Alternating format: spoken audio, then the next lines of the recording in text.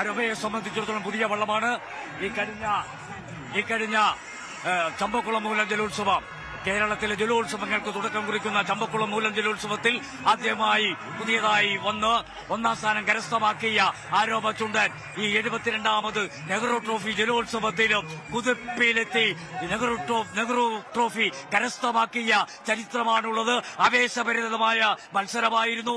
ഏതാണ്ട് നല്ല നിലയിൽ തുഴയെറിഞ്ഞുകൊണ്ട് അവർ മറ്റു 3 വള്ളങ്ങളെയും പിറകിലാക്കിക്കൊണ്ട് ഇഞ്ചോടിഞ്ചു പോരാട്ടം കാഴ്ചവെച്ചുകൊണ്ടാണ് ആരോമ ഈ പുതിയ വള്ളം ഈ നെഹ്റു ട്രോഫി കരസ്ഥമാക്കിയിരിക്കുന്നത്. അങ്ങനെ ആവേശഭരിതമായിട്ടുള്ള 72ാമത് നെഹ്റു ട്രോഫി ജലോത്സവത്തിൽ ഫൈനൽ മത്സരത്തിൽ വെപ്പാടവും വിയ്യപുരത്തെയും നടുഭാഗത്തെയും പിന്തള്ളിക്കൊണ്ട് ആരോമ ചുണ്ടൻ ഒന്നാം സ്ഥാനം കരസ്ഥമാക്കിയിരിക്കുകയാണ്. 4 minute 23 second 328 micro second 4 minute 23 second 322 micro second വേഗതയിലാണ് ഫിനിഷ് ചെയ്തത്. അങ്ങനെ ചരിത്രം കുറിച്ചുകൊണ്ട് 72ാമത് ചരിത്ര പ്രസിദ്ധമായ നെഹ്റു ട്രോഫി ജലമേളയിൽ ആരോമ ചുണ്ടൻ, ആരോമ ബോട്ട് ക്ലബിന്റെ പുത്തൻ ചുണ്ടൻ ചമ്പക്കുളത്ത് വിജയശില്പിയായെങ്കിൽ ഇക്കുറി ഈ പുന്നമടക്കായലിനെ കുളകച്ചാർ തെളിയിച്ചുകൊണ്ട് പുന്നമടക്കായലിന്റെ കുഞ്ഞോളങ്ങളെ കീറി മുറിച്ചുകൊണ്ട് ചിറകിലേരി നെഹ്റു ട്രോഫി കരസ്ഥമാക്കിയിരിക്കുന്നു. ജയപ്രകാശ് മോഹൻ, ഒരു കാര്യം എനിക്ക് ചോദിച്ചറിയാനാണ്, വേറെ ഒന്നുമല്ല. എന്താണെങ്കിലും ആരോമ ചുണ്ടന്റെ കുതിപ്പ് അതൊരു പക്ഷേ ചരിത്രത്തിൽ ഇടം പിടിക്കുന്ന ഒന്നാണ്. കാരണം ഉണ്ടായിരുന്ന ചുണ്ടൻ വെള്ളങ്ങളിൽ മേൽപ്പാടമോ അല്ലെങ്കിൽ വിയ്യപുരമോ നടുഭാഗമോ ഇവരെയൊക്കെ നോക്കുമ്പോൾ പുത്തൻ ചുണ്ടൻ വെള്ളമാണ്.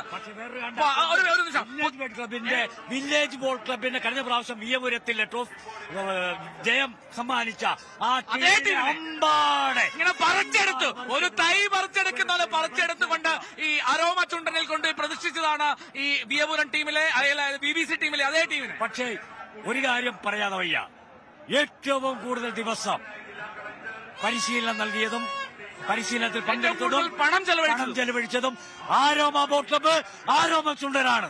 ഉറപ്പായിട്ട് ചമ്പക്കുളത്തിന്റെ ആ ഓളങ്ങളെ കീറിമുറിച്ച് അവർ ഒന്നാമതെത്തിയെങ്കിൽ അതൊരു സൂചനയായിരുന്നു. പുന്നമടയിലും അത് ആവർത്തിക്കുമെന്ന്. പുന്നമടയിൽ അത് ആവർത്തിച്ചു, അവർ അത് സ്വന്തമാക്കി, അത് കരസ്ഥമാക്കി. നെഹ്റുവിന്റെ ആ കപ്പ് ഇനി ആരോമയ്ക്ക് തീർച്ചയായും നെഹ്റുവിന്റെ കയ്യൊപ്പോടുകൂടിയ 1952 മൂലപ്പള്ളി കായലിലാണ് ആ വള്ളംകളി നടന്നത്.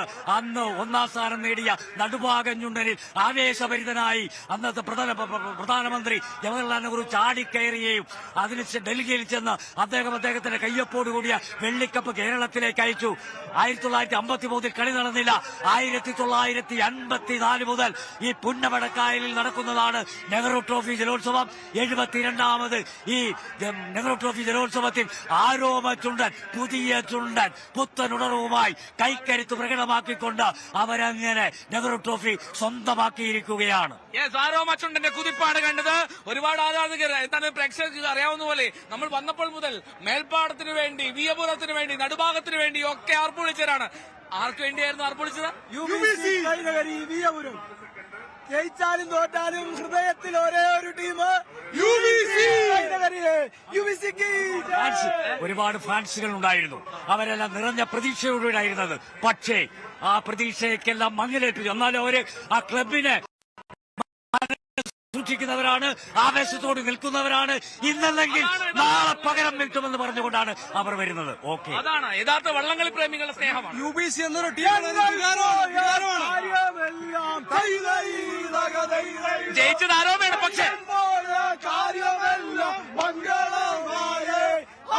ഞങ്ങൾ പോയ കാര്യമല്ല മംഗളമായേ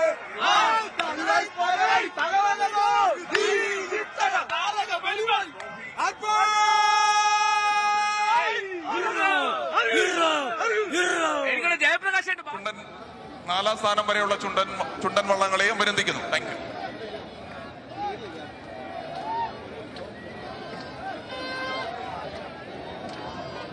ഈ ജലമേളയുടെ മുഴുവൻ വിജയത്തിനും ഇതിന്റെ പിന്നിൽ ചുക്കാൻ പിടിച്ചത് നമ്മുടെ ടൂറിസം വകുപ്പ് മന്ത്രിയാണ്. ബഹുമാന്യമായ ടൂറിസം വകുപ്പ് മന്ത്രി കഴിഞ്ഞ ദിവസം കൂടി വന്ന് ഇതിന്റെ അവലോകന യോഗം നടത്തി ഇത് വിജയിപ്പിക്കാൻ നമ്മോടൊപ്പം നിന്ന മന്ത്രി നിങ്ങളോട് നന്ദി പറയും. അതിനുശേഷം സമ്മാന വിതരണം നടക്കും. ബഹുമാന്യായ മന്ത്രി ശ്രീ PC വിഷ്ണുനാഥ് അവർ. ബഹുമാന്യരെ, പ്രസംഗത്തിനൊന്നും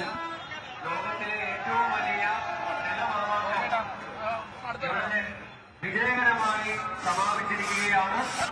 ഇതിന്റെ തുടക്കം മുതൽ ഇതിനുവേണ്ടി പ്രയത്നിച്ചവർക്ക് ഒരു വാക്കിൽ നന്ദി പറയാൻ സംസ്ഥാന ടൂറിസം വകുപ്പിന് വേണ്ടി ഈ അവസരം ഞാൻ വിനിയോഗിക്കുകയാണ്. സമാപന സമ്മേളനത്തിന്റെ സമയമാണ്. ഇപ്പോൾ അല്പസമയത്തിനകം തന്നെ ജേതാക്കളായിട്ടുള്ള ആരോമ ടീമിന് ഉള്ള ട്രോഫി, അതായത് നെഹ്റുവിന്റെ പേരിലുള്ള വെള്ളിക്കപ്പ് വിതരണം ചെയ്യും. കരുത്തന്മാരെ അട്ടിമറിച്ചാണ്, കരുത്തന്മാരെ വീഴ്ത്തിയാണ്. നേരത്തെ ചമ്പക്കുളം വള്ളംകളിയിൽ ജയം സ്വന്തമാക്കിയ ആരോമ അത് ഈ പുന്നമടയിലും അത് ആവർത്തിക്കുന്നു എന്നുള്ളതാണ്. പുന്നമടയിൽ ഒരു പുത്തൻ ചുണ്ടൻ വെള്ളത്തിന്റെ അതിഗംഭീര കുതിപ്പാണ് കാണുന്നത്. വിയപുരം UBCയുടെ വിയപുരത്തെ, പുന്നമടയുടെ നടുഭാഗത്തെ, പള്ളാത്തുരുത്തി ബോട്ട് ക്ലബിന്റെ മേൽപ്പാടനെ, ഇതെല്ലാം വൻ സംഘങ്ങളെ മറികടന്നുകൊണ്ട് ഇതാ ആരോമ പുതിയ ഒരു ചരിത്രം കുറിക്കുകയാണ്. ഈ പുന്നമടയുടെ കായലോളങ്ങളിൽ പുന്നമടയിൽ ചരിത്രം എഴുതുകയാണ് ആരോമ ക്ലബ്ബ്. ആരോമ എന്ന ഈ ടീമിന്റെ വരവ് തന്നെ ശ്രദ്ധേയമായിരുന്നു. ചമ്പക്കുളത്ത് ജയം സ്വന്തമാക്കി. പിന്നാലെയാണ് പുന്നമടയിലും നെഹ്റു ട്രോഫിയിൽ ഓളപ്പരപ്പിലെ ഒളിമ്പിക്സിൽ രേഖപ്പെടുത്തുന്നു. ലോകത്തെ എല്ലായിടത്തേക്കും ഇതെത്തിച്ച മാധ്യമ സ്നേഹിതന്മാരോടുള്ള പ്രത്യേകമായ നന്ദിയും ഈ അവസരത്തിൽ അറിയിക്കുന്നു. നന്ദി, നമസ്കാരം.